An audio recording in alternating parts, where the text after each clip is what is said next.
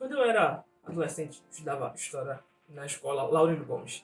Eu tive muitas coisas que eu aprendi em relação à história do Brasil, mas uma das poucas coisas que eu mal prestei atenção, ou pelo menos a gente mal deu ênfase, foi na existência da gripe espanhola e as suas particularidades em relação à Primeira Guerra Mundial e também ao Brasil. Mas eu não culpo muito meu professor ou a grade de horário horrível em relação a tempo para que esse assunto não fosse abordado. Na verdade, faltava a gente um pouquinho de consciência da história do Brasil em relação a esse período. Parecia, e talvez isso aqui seja uma especulação, que a gente passou pelo trauma, mas ele foi tão forte, tão pesado, que a gente preferiu esquecer que ele existiu para que a gente pudesse viver a vida normalmente.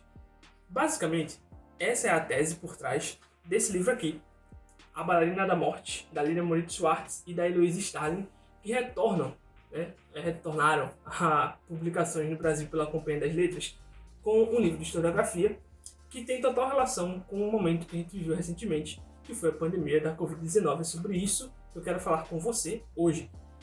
Fazer uma pequena resenha, um pequeno relato da minha leitura de A Bailarina da Morte, de Lilian Moritz Schwartz e Heloise Starling.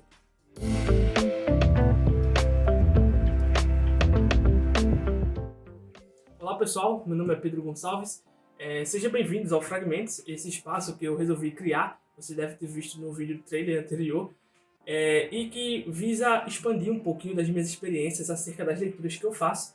E para começar, dar um pontapé inicial a esse programinha aqui nesse YouTube, eu resolvi trazer um livro que tem tudo a ver com a minha formação como professor de História, que é A Bailarina da Morte, da Lilian Moritz Schwartz. É um livro de historiografia, mas também tem muita pegada de jornalismo para falar um pouquinho sobre a pandemia da gripe espanhola que assolou o Brasil no finalzinho ali de 1918, mas que trouxe poucas consequências do ponto de vista historiográfico para a memória do Brasil.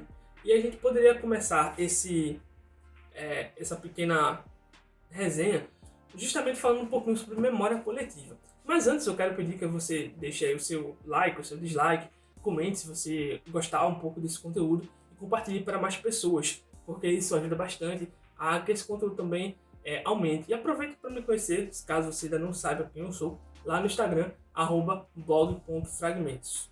Tá, vamos começar um pouquinho falando sobre memória coletiva. É um conceito bastante, não vou dizer comum, ele é bastante pouco trabalhado na historiografia. O conceito de memória coletiva surge a partir da ideia de que uma sociedade ela elege coisas para falar sobre si própria. Então, basicamente, quando você tem eventos acontecendo em um povo, em um país, em um estado, essas pessoas começam a selecionar aquilo que diz um pouco do que elas são. É basicamente uma ideia de identidade. E nesse processo a gente acaba escolhendo coisas que a gente quer manter, que falam a respeito de nós, e coisas que a gente prefere esquecer, porque aquilo é uma forma de dizer o que eu sou e o que eu não sou. E isso tá bem resumidão, tá? Eu não estou tentando trazer um conceito especificamente dito, mas basicamente essa memória coletiva tem esse jogo de esquecer e lembrar de coisas, e é algo que a Lilian Moritz Schwartz e a Heloise Starling elas tentam falar desde que lançaram em conjunto, o Brasil é uma biografia. Aquele livro, que é uma biografia do Brasil, se a gente pode assim dizer, traz muito desse conceito de que existem coisas que a gente esquece na história, existem coisas que a gente lembra. Isso está muito atrelado a essa ideia de quem nós somos. O livro em si, ele tenta fazer um mapa dos principais acontecimentos do Brasil acerca da gripe espanhola, dividindo o livro basicamente em como várias capitais lidaram com o problema da pandemia. Inicialmente, o primeiro capítulo do livro, ele tenta trazer um panorama geral de como a gripe espanhola surgiu, sendo que muito disso é hipótese, principalmente no campo das ciências de virologia, tem outro nome, infectologia, se não me engano, o nome que dá para esse tipo de coisa. Inicialmente tem essa discussão de como esse vírus surgiu, como o nome espanhola foi vinculado à Espanha, que tinha uma imprensa livre no momento. Vale lembrar que a Espanha depois vai passar por um processo bem complicado com a Guerra Civil, Mas enquanto a gripe espanhola é descoberta ali por volta de 1917, 18, pôde alertar ao mundo sobre os perigos de uma nova doença, sendo que estávamos ainda no bolo, né, da Primeira Guerra Mundial, ou melhor, a Grande Guerra Mundial, porque a Segunda ainda não tinha existido. E os países que estavam envolvidos nessa guerra não queriam de maneira nenhuma que a descoberta da nova doença colocasse em xeque o que a gente chama de bravura, né, o espírito da guerra dos seus soldados, para que eles não fossem prejudicados por isso e perdessem a guerra e depois viessem justificar, a gente perdeu porque alguém falou mal de uma doença, deixou o pessoal com medo, eles desertaram e acabou a guerra. Esses países que estavam envolvidos, quase todos não, todos estavam no estado de exceção e que por isso estavam principalmente ligados a uma ideia de uma imprensa não livre. O Brasil não estava tão inserido assim na guerra e ele vai sofrer um pouco com esse tipo de coisa, principalmente com a chegada, na verdade, com o primeiro envio de tropas e principalmente médicos para cuidar de pessoas que estavam passando por problemas. Inclusive, esses problemas todos de saúde incluíam justamente a gripe espanhola. Como o livro é organizado em capítulos, esses capítulos seguem uma ideia de percorrer o litoral brasileiro nas principais capitais na época. Isso inclui Recife, Salvador, depois a gente vai para Rio de Janeiro, e aí a gente começa a entrar no interior do Brasil, como São Paulo, que está se tornando a maior cidade do Brasil, mas até então Rio de Janeiro era a principal metrópole, afinal era a capital do estado do Rio e também a capital do Brasil em si. O livro tenta mostrar um panorama de como estava a sociedade brasileira em cada uma dessas capitais, como estava o panorama político, porque em muitos espaços isso vai ser tremendamente, na verdade todos os espaços, isso vai ser tremendamente importante, uma vez que em alguns estados o cenário político de efervescência estava fazendo com que medidas fossem tomadas visando principalmente o benefício de alguma ala política que estava no poder ou queria tomar esse poder. E quando as coisas deram certo, ou seja, quando as medidas de combate à doença fluíram, foi porque a situação política não estava tão, eu vou dizer assim, desintegrada, ou melhor, fragmentada. Então a gente tinha uma política mais coesa, situações de melhor benefício do Estado, seja no campo econômico, seja também no campo das próprias brigas políticas que haviam ali naquele lugar. Então, basicamente, isso facilita com que muitas das medidas de combate à doença fossem benéficas e, claro, tivessem uma adesão maior da população e, consequentemente, um menor impacto acerca dos problemas que essa doença trouxe. Esse panorama também encaixa o panorama sanitário, ou seja, como a República Brasileira estava tendo problemas em integrar populações mais pobres a um sistema de proteção de saúde. Isso inclui principalmente rede de esgotos, salubridade nas vias públicas e, claro, que isso teve também todo o impacto, principalmente na questão da demografia das mortes. A Lilia Schwartz e a Heloísa Starling constantemente tocam no ponto, e isso passa em todas as capitais, de que, embora houvesse um discurso de que a gripe espanhola seria uma doença democrática e que, por isso, ela passaria sem olhar cor ou classe das pessoas que seriam afetadas, em geral, as pessoas que passaram pelos problemas mais difíceis e desenvolviam quadros que levassem à morte estavam em maior número nessas pessoas mais pobres, justamente por conta dessa falta de insalubridade, dessa falta de higiene. Muitas medidas foram tomadas em cima da hora, algumas tiveram impacto para a saúde pública, principalmente no quesito de desenvolvimento de vacinas, mas também, talvez no caso brasileiro mais especificamente, a gente consegue observar uma questão relacionada à repartição de doentes em um hospital e essa necessidade urgente de que, principalmente nos centros urbanos, a integração de linhas de esgoto fossem melhor absorvidas. Fora que existe também, e saindo um pouquinho do eixo, existe também muita questão da modernidade que estava sendo, ou melhor, estava tentando ser implementada nesse Brasil desde 1902 ali, quando as primeiras reformas, principalmente vindas da França, atas no Rio de Janeiro, criam uma ideia de uma metrópole mais burguesa e que, portanto, a gente tem ali criação de bulevares, avenidas mais largas e o centro que fosse o mais limpo possível, tudo por conta de algumas ideias relacionadas a que o ar podia passar ou não doenças. O ar, no sentido que eu digo, é tipo assim, existem humores que saem da terra, né, e que se a gente não tiver higienicamente controlado, aquilo pode dar problemas. As histórias, é claro que quando a pessoa começa a ler o livro da Schwartz e da Starling, a gente começa a fazer inúmeros links entre o que aconteceu com a pandemia da gripe espanhola e o que aconteceu mais recentemente em 2020 com a pandemia da Covid-19. Isso é óbvio por dois fatores principais, tá? Que eu tentei colocar aqui. Primeiro porque existem... A doença é muito parecida, né? Tanto no seu estilo de contágio, as medidas que a gente precisa tomar para evitar que esse vírus se propague, e principalmente pelas respostas que tanto a sociedade quanto a política deram. Claro que isso passa por um pouco de semelhança do contexto e que as autoras observaram e fizeram, mas também pela própria vivência da época, que faz com que a gente preste mais atenção a pontos que são muito semelhantes. Então é basicamente uma ideia que o Pirula fala muito de nosso cérebro ser viciado em padrões. E quando a gente começa a observar, olhando para a história, padrões que se repetem, a nossa atenção é toda voltada. E talvez por isso explique aquela ideia que eu coloquei no início, né? Porque a gente pouco via gripe espanhola na escola. Talvez porque a gente só tinha passado até então uma vez por um acontecimento desse.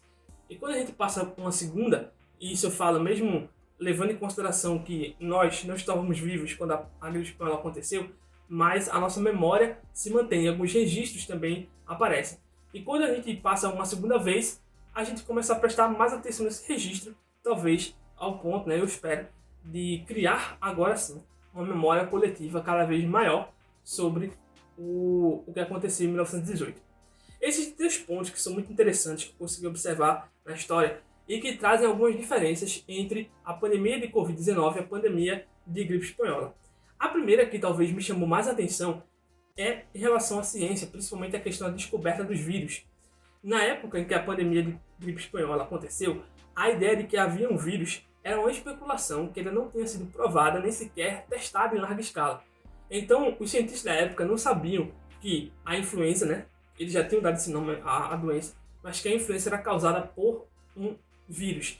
Eles acreditavam que era uma bactéria, que podia ser algum micro-organismo que estava causando aquele surto epidêmico. E que as pessoas tentavam dizer, não, isso não vai ser tão complicado, porque a gente já viu isso acontecer outras vezes. Só que a escala da pandemia da gripe espanhola foi muito mais acelerada, tanto no contágio como depois no número de mortes. E em alguns casos, de alguns relatos que as autoras colocaram nos livros, foi até mais agressivo. Isso eu achei bastante complexo, principalmente na questão de paralisar as vias aéreas, deixar as pessoas assim, sabe, num estado que eu não consigo nem imaginar como foi. Essa parte foi muito interessante de entender. A gente começava a observar, quando a gente observa através da leitura, muitas das políticas públicas que foram tentadas para conter esse vírus, a gente conseguia até dar uma espécie de perdão a essas pessoas, porque às vezes a bateção de cabeça não acontecia porque as pessoas estavam tentando negar a existência da doença, mas porque basicamente eles achavam que a solução passava por outro caminho. Ou seja, o não conhecimento do vírus impedia que muitas das medidas profiláticas e muitas das medidas que poderiam conter o avanço da doença fossem tomadas. Simplesmente por isso. Claro que havia muitos negacionistas, principalmente ligados a intenções mais econômicas e políticas. O livro também fala muito, né, cita em vários trechos, a resistência de comerciantes e principalmente grandes empresários a fechar as portas dos seus comércios justamente por conta do seu próprio benefício econômico. Logo, se a pandemia afetava a circulação das pessoas e o ingresso de pessoas em ambientes fechados, isso era muito prejudicial. Logo, havia também essa questão. Eu não cheguei a perceber muito as negações genuínas. Negações genuínas que eu quero dizer é pessoas que realmente acreditavam que não existia doença e que não se propagava, e que tentavam boicotar os sistemas de defesa justamente porque eles não acreditavam, ao contrário de pessoas, comerciantes que tinham interesses por trás. Outra coisa que eu notei foi a rapidez da doença. E eu digo rapidez de doença no contágio, na morte e na sua passagem. O livro, em vários momentos, quando ele passa por Recife, Salvador e depois entra no interior do Brasil, principalmente observando Porto Alegre e as cidades Manaus e Belém, a gente consegue observar uma rapidez no sentido de a doença durar poucos meses na sua onda mais letal. E isso eu digo o seguinte: há uma primeira onda, principalmente com a chegada dos navios demerários e algumas pessoas contaminadas da Europa em portos como Recife e Salvador e também no Rio de Janeiro, e que depois é sucedida por uma forte, que essa deixa marcas profundas de mortes e também de mudanças no estilo de vida que as pessoas tinham na época. Mas só que essa grande onda, essa onda que é cruel, que é gigante, ela dura por volta ali de um mês e meio, no máximo 2 meses, e logo ela diminui. E nesse diminuir a gente está falando de uma diminuição de contágio, diminuição de casos graves, esses que a gente não tem como precisar os dados corretamente, mas também a diminuição do número de mortes. E isso acaba levando pessoas a tentarem retomar a sua vida. E querendo ou não, é a parte mais estranha, que até as próprias autoras citam, que é a ideia de esquecer aquilo que aconteceu. Meio que, olha, foi tão ruim que vamos aproveitar o que vem agora. A gente já se desencantou da vida, agora a gente vai aproveitar essa pouca vida que nos resta, porque pessoas queridas se foram.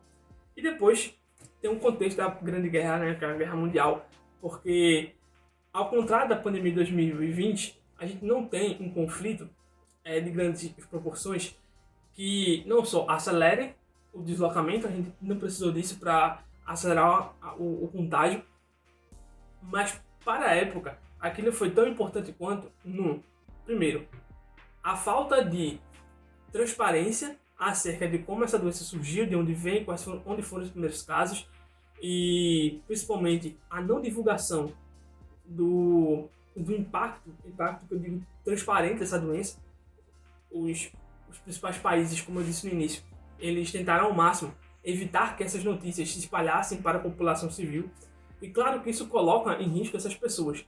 No Brasil, em alguns momentos isso foi tentado, mas dada devido à proporção que a doença chega, até mesmo os agentes públicos que mais tentavam esconder acabavam não tendo condições de fazê-lo, né? No caso da Covid-19, ela foi bem mais transparente, não houve no início, né, uma tentativa de esconder que essa doença existia. Claramente ela foi propagada e à medida que o tempo foi passando, a gente foi conhecendo um pouco mais, não só de coisas relacionadas à ciência da infectologia, mas principalmente ao desenvolvimento de vacinas, como funciona o vírus, etc e tal. Tanta coisa foi, como eu posso dizer, anexada ao nosso vocabulário, que as pessoas começam a falar sobre isso sem nem perceber que há meses antes sequer tinham conhecimento de coisas relacionadas a esses assuntos, né? Vacina, que tipo de vírus enfim, são coisas assim que são bastante interessantes. Algumas críticas. Críticas que não são negativas, tá? Eu não gosto dessa definição de que críticas são sempre negativas, que a gente vai dar a entender. Bem, primeiro é o seguinte: o livro ele poderia ser mais extenso. Ele tem 376 páginas. Então, assim, é um livro grande, considerado padrão, mas ele é pequenininho no tamanho em comparação a outros que tem por aqui, principalmente em capa dura. Ele é muito dinâmico na sua proposta de escrita, que isso é muito bom e facilita com que as pessoas leiam e gostem de historiografia, porque nem sempre é um assunto tão palatável, digamos assim, mas tem essa questão. O livro poderia ser muito mais extenso e eu percebi que ele parece ter sido cunhado, não acho que foi, ele parece ter sido cunhado numa ideia de, o mais rápido possível, trazer o ponto de vista da historiografia sobre a Covid-19. Ué, como assim, Pedro? Como eu falei, as muitas associações que a gente faz não é uma obra do acaso, tá? Claramente, as historiadoras, elas buscaram fazer muito essas pontes entre o que aconteceu na Covid-19 e o que aconteceu na pandemia de gripe espanhola, fazendo, obviamente, as devidas ressalvas a cada uma das duas, mas elas, em muitos momentos, se prenderam a essa ideia de fazer sempre essas relações. Então, toda vez que elas iam observar os impactos em cada uma das capitais, além de explicar demasiadamente longo o contexto político que é importante sim, no decorrer da construção do capítulo, havia sempre esse toque, olha, tal coisa se relaciona com o que aconteceu em 2020, o saldo quinino, que é muito famoso, né? A Lilia Schwartz, em quase todas as entrevistas que ela deu, falando um pouquinho sobre esse livro, citava essa curiosidade, né, que ela encontrou, ela e a Heloísa, né, encontraram fazendo pesquisas em jornais na época, porque, claro, havia-se um desespero, essas pessoas começavam a propagar esses remédios que não tinham eficácias comprovadas, até para dar um alento, né, às pessoas e dizer só, a gente tem uma solução aqui. Alguns também com interesses e também com essas ideias de aproveitar o desespero dos pobres e das pessoas que tinham condição de arcar com os medicamentos, porque os preços disparam. Mas há muito dessa ideia de que, olha, há sempre um link aqui que está presente entre a Covid-19 e a gripe espanhola. Eu acho que se o livro não tivesse, tá, isso é uma especulação, se o livro não tivesse como interesse dar essa opinião da historiografia acerca da pandemia de Covid-19, tendo como luz a pandemia de gripe espanhola, eu acho que o livro poderia ser mais extenso e ele poderia aproveitar algumas outras fontes. Então acho que, como o livro, eu não sei quando o livro começou a ser escrito, mas ele termina já em outubro de 2020. Se a gente for considerar que o Brasil teve os primeiros impactos ali por volta de março de 2020, um livro já está em outubro, significa que as historiadoras tiveram meio que pararam seus projetos para se dedicar especificamente a isso, para sair o mais rápido possível, né? Porque a gente sabe que o livro não se constrói tão rápido assim, a menos que você seja Mário de Andrade e escreva Macunaíma em uma semana. Mas, se não for isso, você, claro, vai ter que passar por esse crivo de estudar bastante, de procurar as fontes históricas, e essa vai ser uma outra crítica que eu faço, que é o leque pequeno que foi utilizado. E, basicamente, a gente só viu iconografia e jornais na época. Claro que você... E alguns também, alguns materiais de referência, mas que eles, em sua maioria, são materiais que falam do contexto republicano na época e não necessariamente o caso do vírus em si, né, da gripe espanhola, que eu não sei, tá? Isso é uma falha minha como historiador, eu não sei como é a produção historiográfica acerca da gripe espanhola no Brasil. Não sei se existem muitos historiadores que debatem o assunto, se isso estourou no último ano. O fato é que a gente observa pouco material referência bibliográfica ao assunto no Brasil. A gente acaba vendo esparsamente assim, autores que falam sobre isso, mas como tema corriqueiro, tema paralelo, não algo que seja profundamente específico na gripe espanhola. Se não me engano, eu só vi 2 livros, 2 citações a livros que falam especificamente sobre a gripe espanhola no Brasil, aqui nesse livro da Lilia Schwartz. Então, basicamente foi isso. É um livro muito bom, é um livro rápido, é um livro dinâmico, é um livro que a iconografia também ajuda muito. A Lilia tem um cuidado muito grande de fazer com que as imagens não sejam meras ilustrações, mas que elas contem também a história junto com o texto, para que dê mais possibilidades do leitor de entender a dinâmica e o pensamento que ela quer arquitetar. Isso foi muito interessante. Dá para perceber claramente também o interesse de observar essa política através dos textos, né, da Heloísa Starling, principalmente em relação a essa dificuldade que a República teve de fazer essa integração, né, das pessoas mais pobres a uma cidadania efetiva.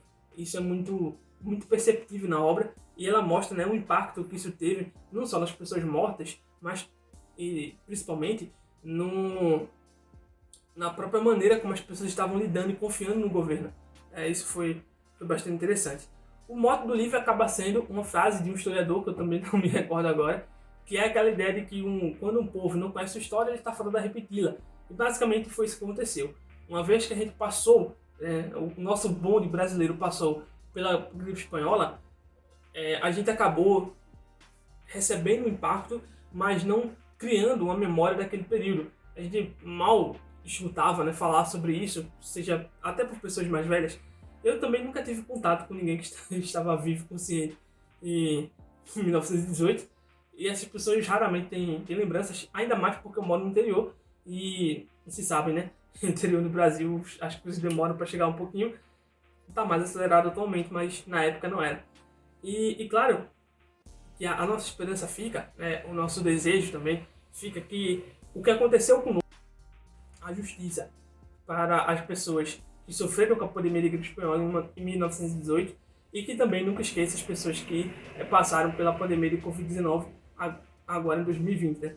Que a gente possa, de fato, agora criar uma memória que no futuro as pessoas que vão herdar esse Brasil possam lembrar e, principalmente, manter o registro dessa doença para que, caso algo venha acontecer novamente, a gente não cometa os mesmos erros, não cometa as mesmas barbaridades. E só lembrando, né, que na época até tem algumas justificativas, né? Hoje em dia, com os avanços que a gente teve, principalmente no campo da ciência, da infectologia, a gente não tem mais essa desculpa a dar. Então, basicamente é isso. Um livro que eu fiz muitas anotações, discuti bastante algumas coisas, ri de outras, mas claro que você acaba ficando impactado, ficando com aquele registro na mente sobre como isso é importante que a gente fale ainda hoje e no porvir, né? Espero que as pessoas que vão adquirir esse livro, que vão ler esse livro, gostem também, como eu gostei, e que sirva, né, de mais um dos registros que a gente pode estar aprendendo acerca da história do Brasil. É isso, eu fico por aqui. Já peço novamente que você deixe o like, comente, compartilhe com as pessoas e que esse canal possa ser um canal que agregue as pessoas, as leituras e que vocês também possam recomendar algumas coisas para eu ler no futuro, quem sabe trazer para cá. Me acompanhe lá no Instagram, porque pode ser que eu tenha algumas atualizações por lá. E eu vejo vocês na próxima. Até mais.